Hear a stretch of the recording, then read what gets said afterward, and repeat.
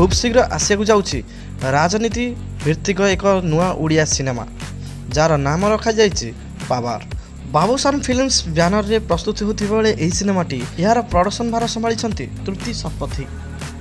Power किसी सत्य घटना अनुप्राणित होई यह सिनेमाटी प्रस्तुत करा जाइए।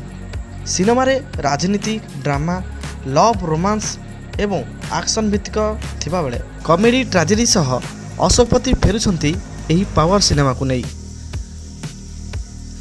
सिनेमार लीड रे बाबूशान महांती थिबा बेले तांका अपोजिट रे एलिना सामंतराय को देखिया को मिलिबो।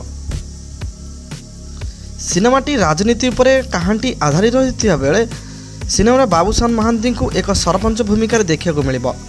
सिनेमा रे अनेक ओडिया कलाकार माने देखिया को मिलिबे। बाबूशान महांती एवं अशोकपति सिनेमा गुड़िक बेस दर्शक माने पसंद करती।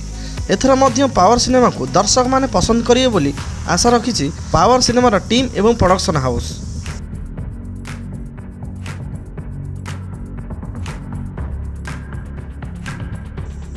सिनेमाटी एही रज संक्रांति रे मुक्ति लाभ करिए बोली प्रयोजन संस्था तरफ सूचना दि जाइए।